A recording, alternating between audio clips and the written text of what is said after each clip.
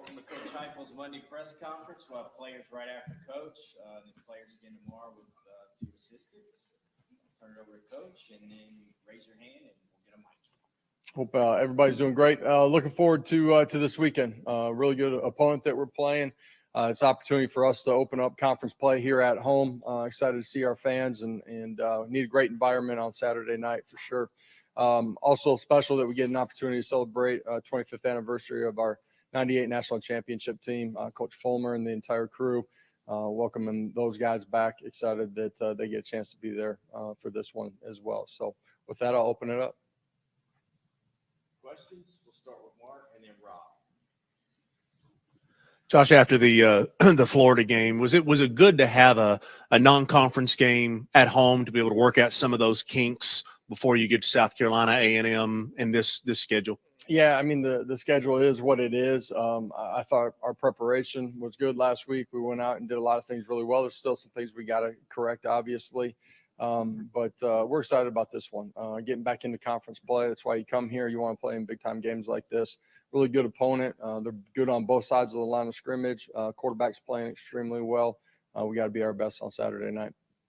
Josh, as a coach, is it a new year every year, or do some games mean a little more? Specifically, does this one mean a little more just because of what happened last year in Columbia? Yeah, it's a new week every week. It's a new year too. Last year they were more physical than us.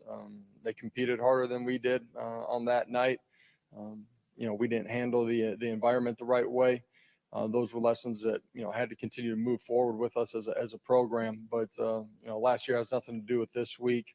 Last week has nothing to do with this week. The previous play has nothing to do with the next one, man. We got to focus on our preparation and be ready to have a great competitive spirit for 4 quarters.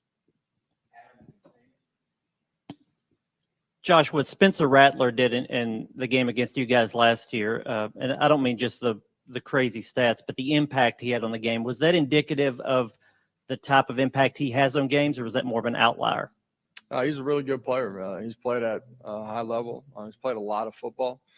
He's playing extremely well right now. He was dynamic in that football game, but he has that in his arsenal. And, for us, the line of scrimmage is important, and we got to do a really good job. We got to get him in 3rd and longs. Last year, we didn't get off the field in 3rd and longs, and that some of that was coverage. Some of that was him extending and making some really special plays. We got to do a great job of bottling them up and applying pressure at the same time. Coach Beamer said that you were probably watching their game with Mississippi State and looking forward to playing them because of their pass defense. So I got to ask, did you watch, and what are your thoughts about those comments? And I got home at the very end of the game. By the time, I wish a 4:00 game I got home early. I don't, between recruiting and knocking out some of the media things that I got to do. Didn't get home till the very end. They're a good football team. They've lost a couple of close ones. They played really well on the road at Georgia in all 3 phases of the football game. Lost a tough one to Carolina. This is a really good football team.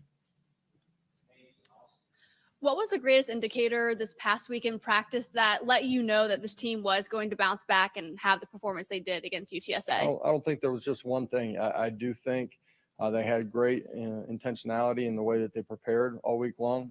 They had really good practices Tuesday, Wednesday, followed that up, finishing out the right way on Thursday and Friday. Today I challenged our guys. What are the things that you got to stop doing in your preparation because they're not helping you? What are the things that you got to continue to do? And what are the things that you got to up your game at? And I think that's important for everybody inside of our program. It certainly looked like and felt like you all had your best tempo and rhythm of the year in the first half. I know that, kind of sputtered out in the 3rd quarter a little bit, but is that one of those signs where you feel like, the offense is getting closer and closer to being kind of what you envisioned it and expected to be? Yeah, a week ago I talked about, self-inflicted wounds, not playing smart on the offensive side of the football, hurting ourselves. And in this last one, we didn't do those things. So that allows you to play in tempo, allows you to be ahead of the chains or in, manageable situations where you're not in 3rd and 15. And that helps everybody out. It helps your quarterback out. It helps your offensive line out. It helps us stay in rhythm, helps us move the football. Great start of the football game the other day for your team. Obviously not so much in the second half, that 3rd quarter. When you went back and reviewed film, was there anything specific that you might have seen from offense or defense that maybe had the poor start? Biggest takeaway for me, I believe I said it after the game to you guys. I know I talked to our football team. The competitive edge that you have to have in this game, and it's razor thin margins that you're playing on. And if you're not on that edge the right way, the game will turn quickly for a play or for however long you're not on it. So again, this football team's got to continue to grow and mature, and that shows up in not hurting ourselves, being assignment and fundamentally sound, but it also shows up in the way that we handle no matter what is going on in the game. We talk about playing it like it's 0-0 for 60 minutes. Don't look up until the scoreboard takes 0. In this football game, that will be important. It's a good team. They got good players, got good coaches. They'll make plays at some point during the course of the ball game. You got to continue to refocus and go play the next one. Josh, back to the tempo on offense. Besides the self-inflicted ones you guys had less of, and having success on first down to allow you to have that tempo, was there anything you guys tweaked in terms of fewer checks to the sidelines, play calling, anything like that that helped you guys go at that higher tempo as well? Yeah, we really haven't done a bunch of checks to the sideline. Joe, controls most of the football game for us, and that's been true since we got here. So that's not really something that has slowed us down typically. Coach, through 4 weeks of the season so far, what do you see as the personality, the development of the identity of the SEC? Is it more well-rounded? Is it more parity in the league? I think college football in general in this league, every Saturday is its own entity, and your preparation, a play here or there that turns the momentum in the football game a little bit. It's fine lines, man. So you got to show up. You got to be prepared. You got to have great competitive spirit. You got to play extremely hard, and you got to do the ordinary things at a really high level. In this league and across college football, there's a ton of parity. And when I say that, the separation is really thin. So you got to be on the right side of it. Josh, how are you seeing Elijah grow these last couple of weeks in terms of trusting what he's seeing and just diagnosing things from that linebacker about position? Elijah Herring? Yes, Elijah Herring. Yeah, it just continues. A guy that, played a lot of football for us on special teams a year ago, has continued to develop at the linebacker position when he first got here.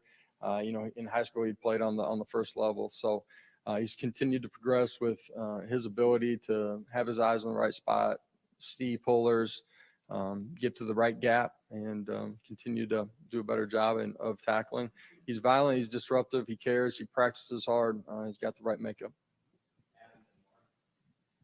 I know Joe went back in the game after the knee injury the other day. You thought he was fine. He said he was fine after the game. Did anything change injury-wise over the last 48 hours? Yeah, I can't believe it took this long to get that question. So he, for us, I know there's a picture out there, but for us, routinely on Sundays, we're going to make sure that our players are healthy.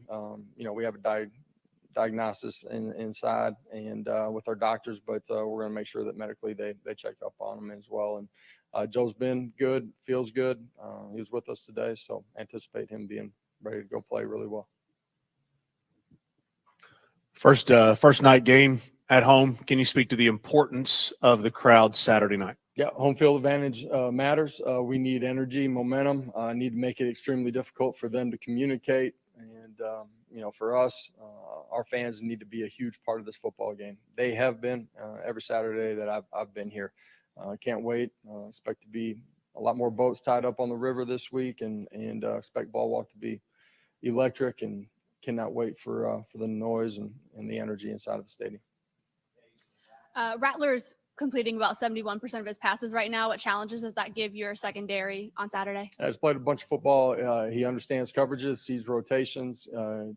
He takes himself to the right spot based on the coverage and the beaters that they have up on their schemes. He's got the ability to extend and make plays with his feet. He's accurate with the football. You got to do a great job. You got to control the line of scrimmage. You got to apply pressure to him. You can't let him out of the pocket at the same time.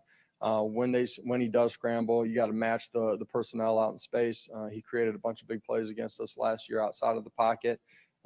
He's a really good football player. That poses a problem. We got to do a really good job up front and on the second and third levels in our coverage. Josh, I know by design you wanted to get those young receivers in early in the game, and they ended up Yeah. playing a bunch of snaps because They did. of injuries. Yeah. How did they perform, and kind of where is your confidence and belief in those guys after seeing them with that extensive Yeah, work on Saturday Saturday? was a great opportunity for those guys to get more reps than they had early in the season.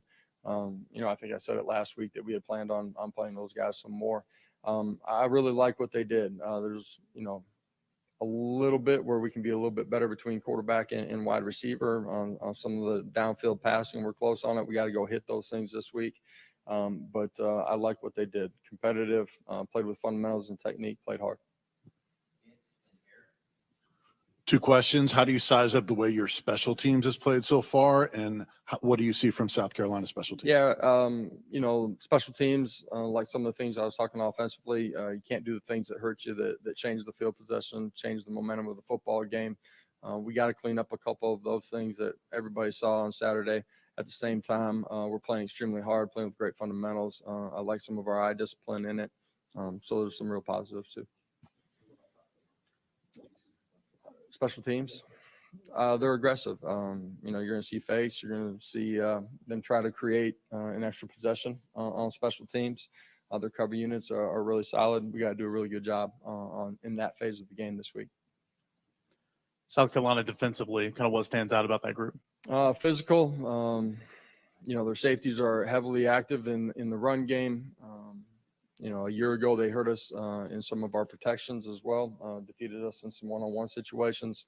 Big, strong, physical, long at corner. They're playing good defense.